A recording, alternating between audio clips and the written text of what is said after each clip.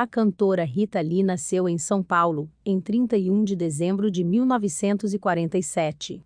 Começou a se apresentar em 1963, em uma banda de meninas, que fazia pequenos shows em colégios.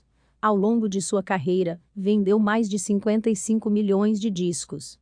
Paralelo à música, Rita fez alguns trabalhos, como atriz no cinema e na TV. Profissionalmente, a cantora iniciou a carreira com a banda Mutantes, onde ficou de 1966 a 1972. Nesse período, ainda nos Mutantes, gravou seus 2 primeiros discos solos, por exigência da gravadora Polydor.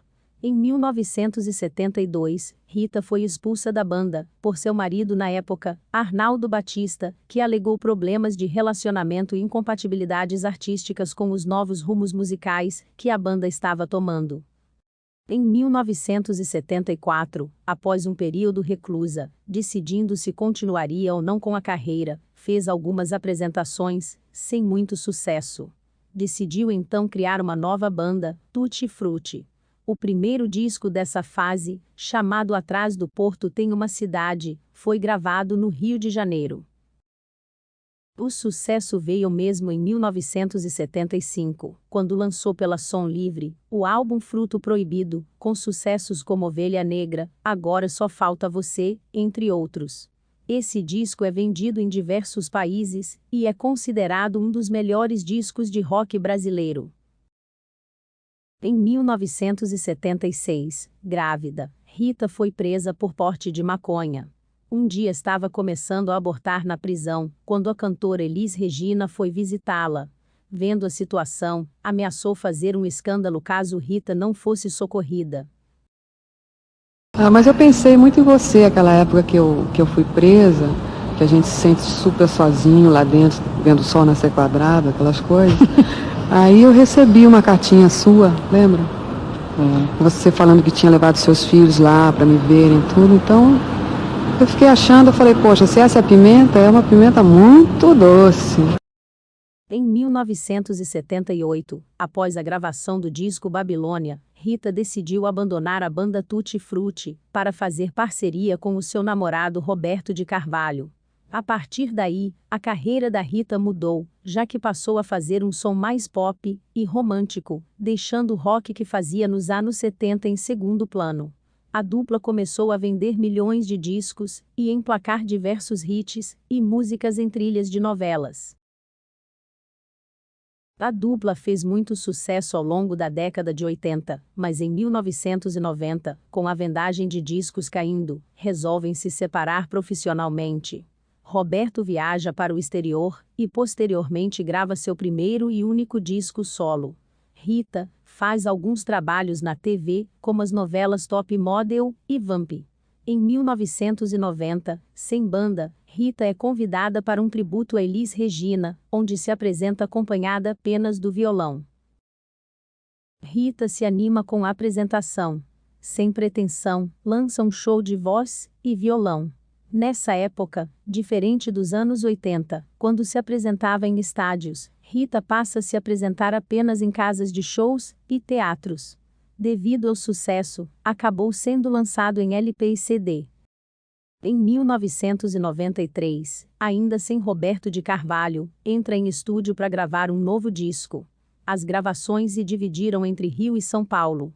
Nesse disco, com uma pegada mais rock, Rita voltou a trabalhar com músicos da banda Tutti Frutti, que a acompanhavam nos anos 70. Legal, são 14, é? Mas o genial é que não lembrou nada, né? Tudo aqui, que bom. Nossa, legal que eu não tenho mais nenhum vinil disso. Vai ter tudo novo. Então eu vou ter tudo de novo. Só retornou à parceria com Roberto de Carvalho em 1995, quando montaram uma apresentação para abrir os shows dos Rolling Stones no estádio do Maracanã e do Morumbi. Baseado nessas apresentações, meses depois, estrearam o show A Marca da Zorra, que rodou o Brasil e outros países. Em 1996, Rita sofre um acidente e fratura o maxilar. Passou por uma cirurgia de horas, e os médicos afirmaram que Rita não voltaria a cantar, pois não teria mais abertura bucal. Mesmo desenganada pelos médicos, e ficando semanas sem falar, no dia que tirou as ataduras, tentou, e conseguiu cantar. Os médicos ficaram surpresos, já que a possibilidade disso acontecer era muito pequena. Meses depois, lança o disco Santa Rita de Sampa. Em 1998, totalmente recuperada, grava o disco acústico MTV, comemorando seus 30 anos de carreira. O show, gravado ao vivo no Rio, conta com participações de Paula Toller, Milton Nascimento, Cássia Eller e Titãs. Cansa mais dar entrevista ou fazer um show? Acho que cansa mais da entrevista. Foi assim, às vezes eu não tenho muito o que declarar, assim, dizer. Os repórteres fazem sempre as mesmas perguntas. E você tem que fingir que não, né? Oh, que pergunta interessante a sua, né? Rita lançou dezenas de discos ao longo da sua carreira, que venderam milhões de cópias. Em janeiro de 2012, surpreende a todos anunciando no Circo Voadora sua aposentadoria. O Rio tá tão especial. A hora tá tão especial. Eu queria falar uma coisinha. Uma coisinha leve. Eu queria dizer que esse é o penúltimo show, mas eu considero o último. O último da turnê, e eu vou aposentar dos palcos. Ora. Aposentadoria é bom, 67 anos, tá bom. Foi tão bom.